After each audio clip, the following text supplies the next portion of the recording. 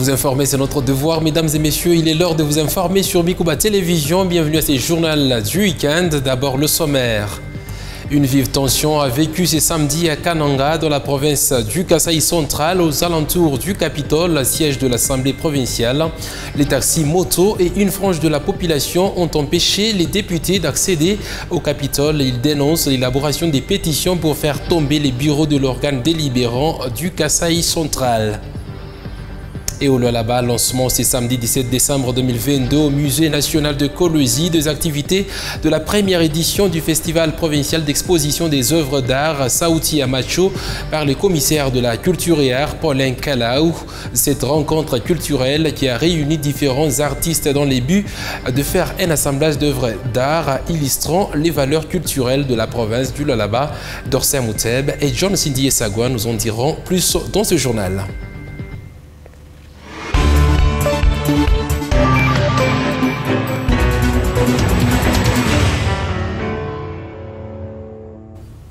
Mesdames et messieurs, heureux de vous retrouver pour vous informer. Les gouverneurs de la ville de Kinshasa, Jean-Tiningo Mbaka, a échangé vendredi 16 décembre dernier avec les députés nationaux élus de la ville de Kinshasa. Ensemble, ils ont scruté la situation sociale de la ville, notamment l'insécurité, les banditismes urbains, la succession des sinistres dans la ville, mais aussi les décès enregistrés lors de la dernière pluie qui se sont abattus dans la ville de Kinshasa et ont causé mort d'hommes et d'importants dégâts matériels. Les patrons de la ville de Kinshasa a fait aussi part à ses hôtes la charge qui incombe à la société Sopeka qui a signé un contrat avec le gouvernement central pour la gérance de la route de Matadi. Suivez. Notre visite s'inscrit dans le cadre des échanges entre l'exécutif provincial qui est piloté par le gouverneur et nous, ses administrés qui sommes des surcroît députés nationaux élus de Kinshasa. Il nous a reçus, nous avons passé en revue toutes les questions de l'heure qui sévissent ici dans la ville de Kinshasa, notamment la question des décès enregistrés lors des pluies diluviennes qui se sont abattues sur la ville. Le gouverneur a partagé avec nous la douleur que ressent la population quinoise suite à ces décès. Il nous a aussi expliqué la charge qu'incombe à la société Sopeka qui est chargée de gérer la nationale numéro 1, qui a signé un contrat avec le gouvernement central. Il nous a expliqué les dispositions qui ont été prises pour l'enterrement des victimes. Il a aussi évoqué certaines questions liées, n'est-ce pas, aux conséquences que nous vivons ici suite au surpeuplement de la ville de Kinshasa. Il a aussi évoqué, il nous a aussi communiqué les zones sur lesquelles la population quinoise a bâti, n'est-ce pas, ses maisons, qui sont des zones qui ne pouvaient pas recevoir de construction. Il a insisté sur le fait que nous puissions garder ces cadres de concertation de temps en temps pour échanger en vue de pouvoir apporter des solutions aux problèmes des Quinois. Il nous a expliqué la situation que connaît. Les catastrophes naturelles sont un effet normal qui peut être évité. C'est ce qu'indique le professeur Bruno Kadiat, spécialiste en questions environnementales, avec qui nous avons échangé sur la problématique. Dans ces récits, il revient sur les mesures efficaces pour prévenir différentes catastrophes naturelles au pays, telles que les inondations, les érosions et tant d'autres. On peut le suivre dans ses propos recueillis par Louise Fatouchak. Ok, les inondations, comme je l'ai dit, sont un phénomène naturel, mais causé par plusieurs facteurs. Donc des facteurs liés à la nature, comme les précipitations, les ouragans, les pluies diluviennes, ainsi que les facteurs liés à l'action humaine, des constructions anarchiques, la disparition des zones naturelles. C'est ce qui fait qu'on arrive à des inondations, c'est-à-dire il y a la crue, la montée des eaux dans des rivières, qui déborde, c'est-à-dire le cours d'eau qui sort de son lit mineur pour attaquer les zones inondables. Bon, bien qu'elles soient d'une manière générale inévitables, les inondations, mais elles peuvent être gérées et contrôlées aussi. D'abord, il faut une politique urbanistique efficace, adéquate et responsable. Ici, les responsabilités sont partagées. Bien sûr, la population a sa part de responsabilités, mais ça revient beaucoup plus aux gouvernants. Parce que l'État est là pour mettre de l'ordre. On ne peut pas lotir n'importe où, on ne peut pas construire n'importe comment, n'importe où. Et donc, une politique, comme je l'ai dit, urbanistique efficace, et puis aussi la restauration ou le maintien des zones naturelles. Par zone naturelle, nous entendons des marais, les forêts, les prairies, qui jouent un rôle important dans le cycle naturel, parce qu'elles jouent presque le rôle d'une éponge. Les zones naturelles absorbent de l'eau, des ruissellements et stockent, et ça nous évite à des catastrophes naturelles liées à l'érosion ou inondation. Et dans le cadre de ces consultations auprès des acteurs et personnalités politiques congolais, le président du CENSA a reçu vendredi dernier dans son cabinet de travail le gouverneur Richard Mouyej Monguez-Mons en sa qualité de l'ancien ministre de l'Intérieur. Les deux personnalités ont échangé sur plusieurs questions d'actualité de l'heure. Pour Richard Mouyej, il était impérieux en cette période de l'agression rwandaise que les Congolais dialoguent sur les questions d'intérêt général pour trouver des solutions idoines. Suivez les gouverneurs Richard Mouyej Monguez-Mons à la caméra de notre correspondant depuis Kinshasa, Félix Matoudi. Je veux d'abord remercier le président du CENSA qui m'a invité à ma qualité d'ancien ministre de l'Intérieur. Je crois que sous mon mandat, j'ai vécu cette période de guerre avec le M23. C'était la première fois qu'il s'est constitué et qu'il s'attaquait. J'ai partagé mon expérience, mais je dois vous avouer que j'étais impressionné par l'introduction. Il a la maîtrise de la situation, il nous a orientés et ça nous a permis d'apporter notre contribution. Je crois que le chef de l'État le répète tous les jours. L'appel à la cohésion nationale, former un bloc. Je l'ai dit au président du CNSA, c'est une initiative heureuse. Personnellement, je soutiens. C'est le schéma. Il n'y en a pas deux. Parce que il y a la guerre à l'Est, mais il y a des tensions dans certaines de nos provinces, il faut l'avouer. Et à mon avis, la solution passe par le dialogue. On ne peut pas gouverner dans le contexte de la démocratie en refusant de dialoguer. À mon avis, on est obligé d'y arriver. On doit finir par dialoguer. J'ai demandé à M. Olengankoy de poursuivre son action et j'espère que le chef de l'État en tiendra compte. Et dans les Kasaï centrales, comme on sait dans les titres, vive tension a vécu ce samedi à Kananga, aux alentours du Capitole, siège de l'Assemblée provinciale du Kasaï central. Les taxis motos et une frange de la population ont empêché les députés d'accéder au Capitole. Ils dénoncent l'élaboration des pétitions pour faire tomber les bureaux de l'organe délibérant du Kasaï central. Les manifestants ont brûlé de pneus et barré le passage, paralysant ainsi les activités sur la ville. Soleil Ntsumamufika, notre permanent à Kananga, nous fait revivre l'ambiance dans ce reportage.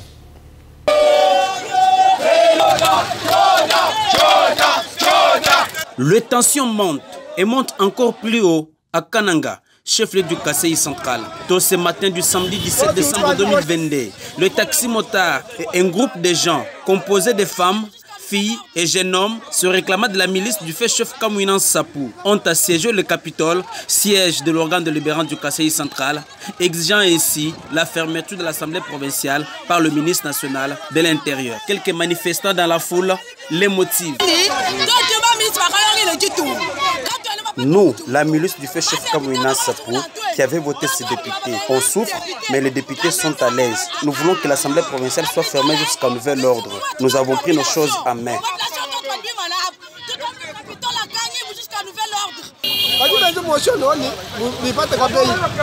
Merci, c'est de faire tomber le bureau de l'Assemblée provinciale pour faire tomber ensuite le gouverneur de province. Cette fois-ci, cela n'arrivera pas. Qu'est-ce que John Kabaye les a fait? Notre gouverneur n'ira pas. Nous sommes avec eux jusqu'à la fin.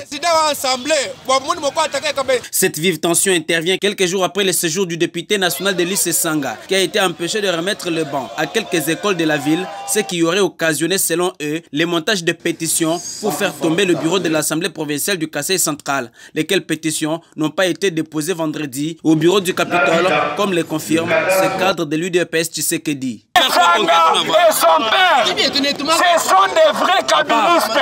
Ils veulent destituer Tchipef à la tête de l'Assemblée provinciale et Mathieu Tolo pour instaurer les gens du PPRD afin de destituer John Kabé Chika, qui est élu comme gouverneur. Est-ce que vous, le peuple kassaïen, vous allez accepter ça? Non, non, non. Trouvé sur les lieux, Maître Oscar Mukengeshai, avocat au barreau du Kasaï central, pense que la population est dans ses droits de réclamer. En réalité, ce qui se passe dans notre assemblée ne faut pas la peine. Je suis en train d'observer ce que la population est en train de réclamer. C'est de leur droit, de son droit de réclamer que l'Assemblée provinciale du Kasaï soit d'abord suspendue en attendant, parce que lorsqu'on constate que l'Assemblée va à l'encontre des intérêts de la population, c'est la même population qui réclame. Malgré les efforts fournis par la police nationale congolaise pour calmer les tensions, celle-ci sort incapable devant cette pression.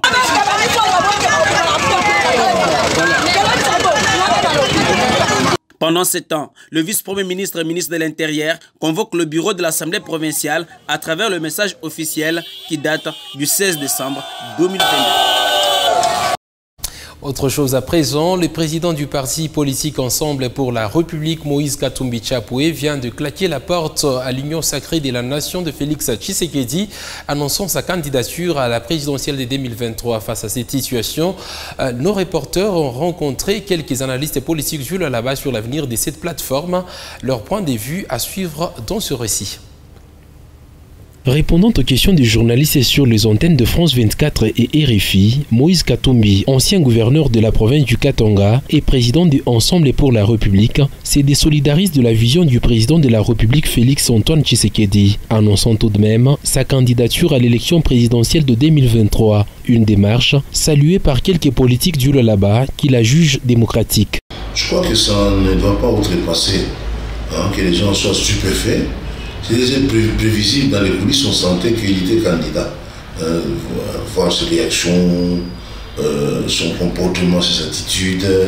Il a toujours été ambitieux, parce que même du temps du président sortant, je crois qu'on l'avait empêché d'être candidat. Actuellement, je crois qu'il le fait officiellement. Et nous ne pouvons que saluer la démocratie, parce que nous sommes la République démocratique du Congo. Katumbi, en tant que citoyen congolais, il a bien sûr a quitté l'Union sacrée en proclamant qu'il serait candidat aux élections de 2023. Nous avons salué parce qu'il est un citoyen congolais et nous sommes dans un pays démocratique. Chacun peut avoir ses ambitions, donc ce n'est pas interdit. Pour Théo Mafo et Christian Massoudi, ce départ ne peut nullement entraver la marche de l'Union sacrée et la beauté dans un régime démocratique reste la diversité qui privilégie le développement et l'intérêt majeur de la population. Les personnes partent, les institutions restent. Donc Moïse n'est pas le premier à démissionner ou à quitter les institutions de la République. On doit toujours trouver d'autres mécanismes pour voir comment est-ce qu'on peut faire tourner les choses pour que la population puisse ainsi trouver un changement. Parce que pour la population, c'est-à-dire c'est le social, c'est la sécurité. Le président doit se tranquilliser étant donné que lui a une expérience électorale au niveau national. Le président Moïse va tenter l'expérience. Au niveau provincial, on connaît la force de Moïse Katumbi. Est-ce qu'au niveau national, il aura les mêmes élans, les mêmes, disons, avantages, les mêmes prédispositions politiques pour qu'il puisse faire des essais pas faciles, Pour Franck Senga, cadre de Ensemble pour la République, le départ de Moïse Katumbi de l'Union sacrée n'est pas surprenant au regard du non-respect des engagements et de velléités constatées dans la gestion de la chose publique. J'étais de ceux-là qui avaient demandé à Moïse Katumbi de se retirer déjà de l'Union sacrée dès lors qu'on avait constaté que l'Union sacrée tendait un piège aux partenaires pour faire de cette plateforme une plateforme électorale. Mais le piège était qu'ils ont voulu prendre tout le monde à pied levé pour les contraindre de soutenir un candidat unique qui était le président Félix Tshisekedi. À lui d'ajouter également que le parti est bien préparé face à toute éventualité pour relever les défis. Moïse Katumbi Tchapoué a lors de cet entretien évoqué les faiblesses constatées dans les régimes en place qui ne l'ont pas permis de rester dans l'union sacrée. Et puis à l'Assemblée provinciale du Lualaba, les budgets de la province du Lualaba exercice 2023 a été déclaré recevable. C'était au cours de la séance plénière de ce vendredi 16 décembre. Il était ainsi revu à la baisse comparativement à celui de 2022.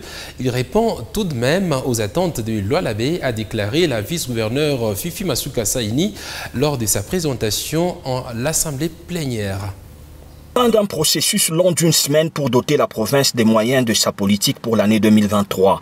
Présente pour répondre aux préoccupations des groupes parlementaires sur le projet de budget exercice 2023 ce vendredi 16 décembre, Fifi Masuka Saini, gouverneur intérimaire du Lualaba, a de prime abord sollicité l'auguste assemblée à observer 1 minute de silence en mémoire de la colonelle Fifi Yav, des victimes des inondations survenues à Kinshasa et celles qui subissent l'agression à l'Est. Abordant ce projet de budget, elle a tout d'abord rendu un vibrant hommage au chef de l'État, Félix-Antoine Tshisekedi, garant du bon fonctionnement des institutions. Elle a répondu à toutes les préoccupations des groupes parlementaires. C'est notamment celles liées à la viabilité des différents territoires et secteurs. Le gouvernement provincial ne cesse de se pencher sur les questions relatives à l'amélioration des conditions de vie de la population lualabaise en général et celles de conditions de travail de nos chefferies et secteurs dépourvus de cadres de travail dignes et des résidences décentes, en dépit de l'effectivité de la mise en œuvre du programme national des 145 territoires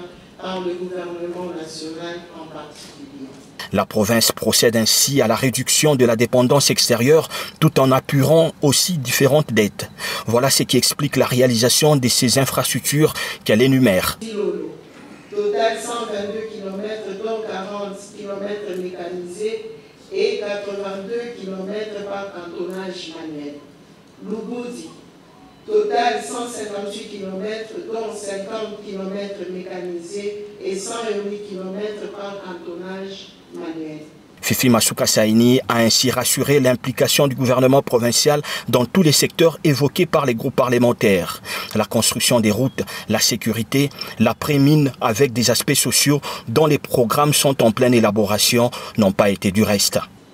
En attendant la définition de la dite politique, les ETD, mairies, communes et secteurs qui reçoivent la redevance minière ont la charge de l'assainissement de leur milieu. La province dont l'action est présentement focalisée sur la construction des édifices et des routes ne vient qu'à l'appui. Ce projet de budget a été ainsi déclaré recevable au cours de cette plénière qui a connu la participation des 3 élus provinciaux du Maniema, présentés par l'honorable Louis Kamoni Tumbo, président de l'Assemblée provinciale du Lualaba. C'est samedi 17 décembre 2022 au Musée national de Kolwezi, des activités de la première édition du Festival provincial d'exposition des œuvres d'art Sauti Amacho par le commissaire de la culture et art Paulin Kalau.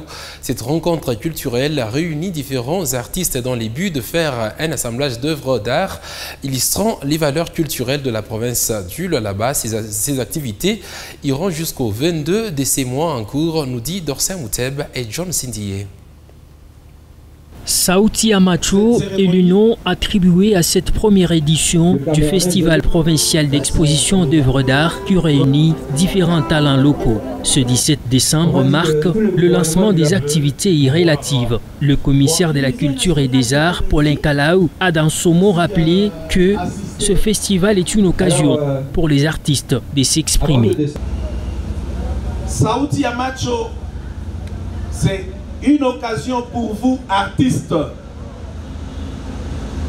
Sauti Amacho, c'est un appel pour vous, artistes, de pouvoir vous joindre à nous au travers ces cadres, au travers notre bureau de musée de Kolwezi, pour pouvoir venir nous montrer de quoi vous êtes capables.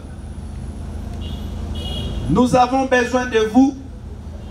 Bien entendu, nous avons notre service de culture et art où vous devez vous enregistrer.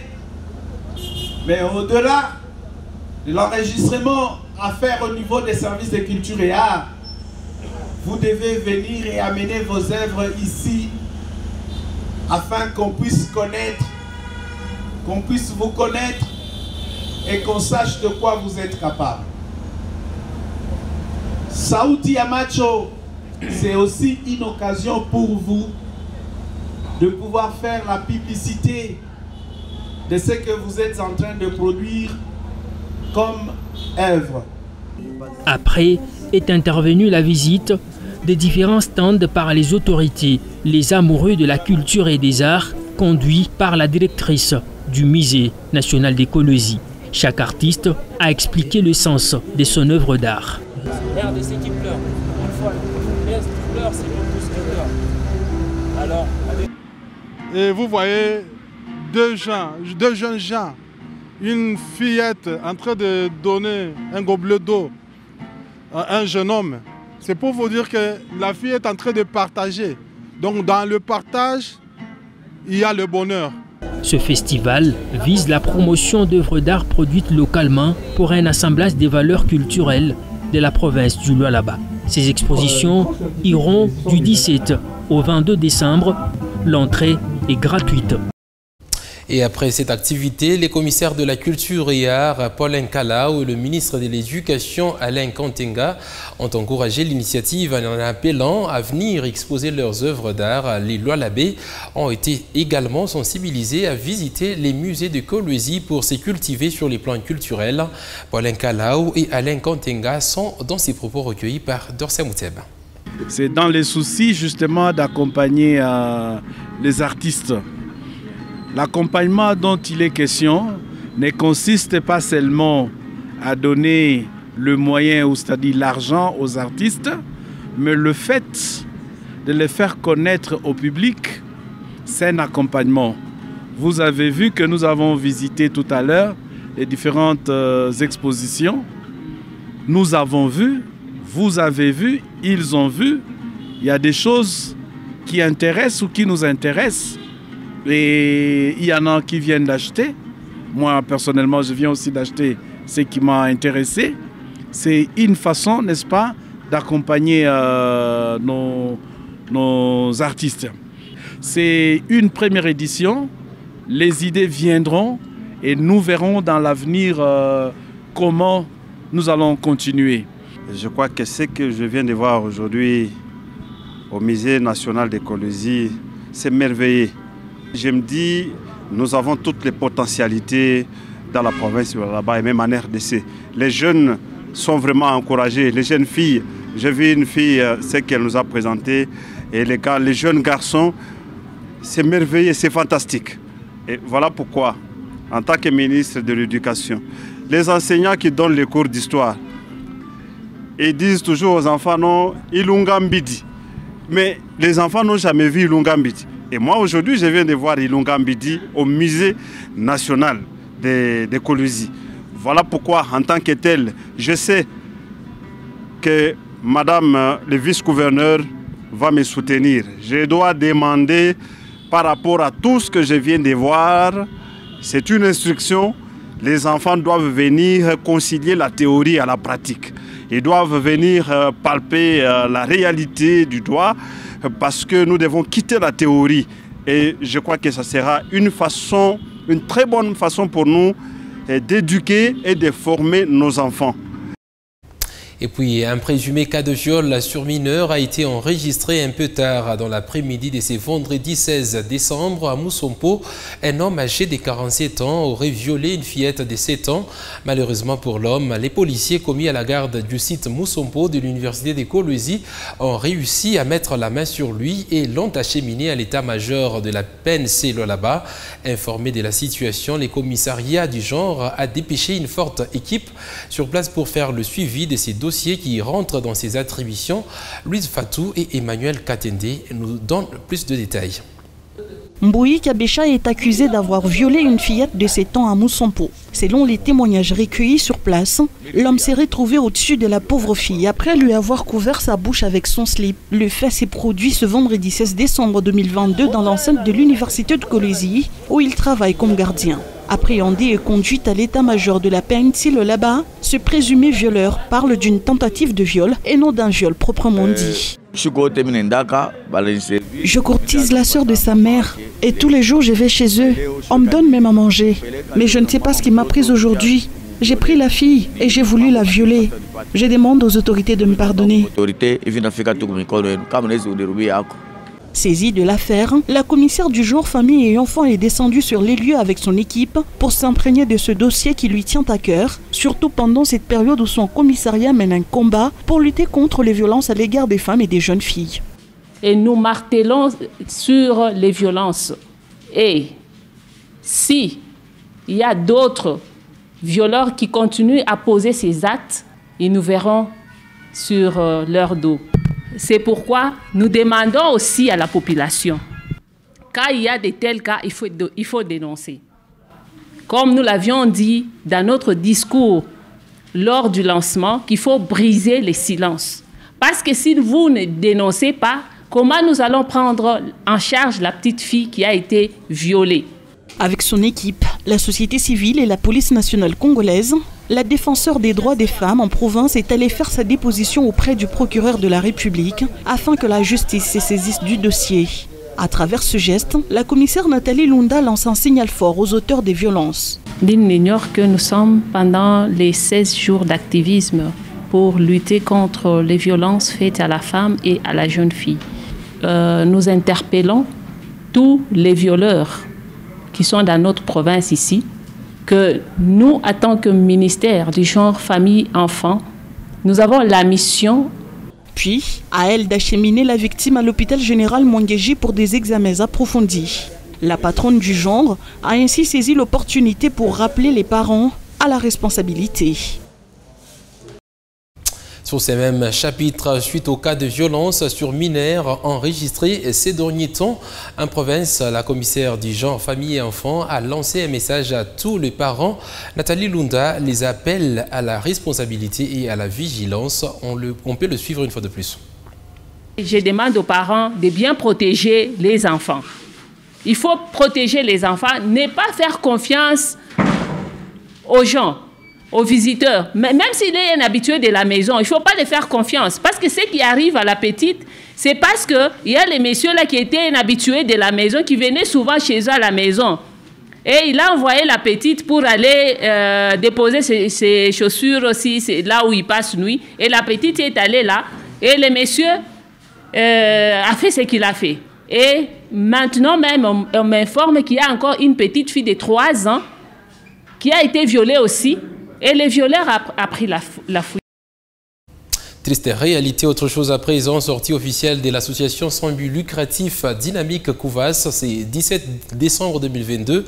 Cette cérémonie, présidée par l'honorable Michael Kassongo dans la salle du cercle récréatif Manika, a réuni plusieurs personnes venues des différents coins de la ville de Kolwezi, nous dit Exo Sengoy. Ils étaient nombreux à répondre présents à l'invitation de l'ASBEL Dynamique Kouvas. Scandant des chants et exhibant des pas de danse, c'est ainsi que les Lualabais ont accueilli l'honorable Michael Kassongo, coordonnatrice de cette association.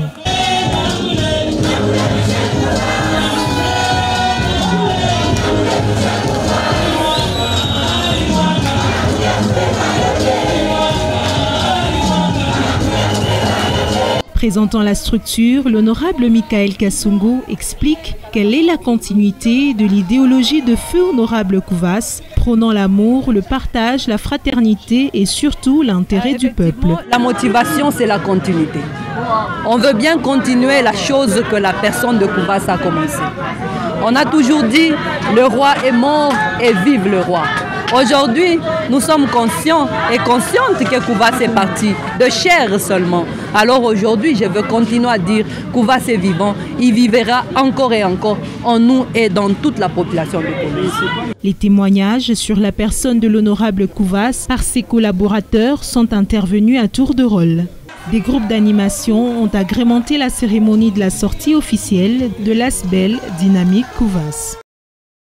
Voilà qui met un terme à ces journaux du week-end sur les antennes de Mikouba Télévision. Mesdames, Mesdemoiselles et Messieurs, merci à vous de l'avoir suivi.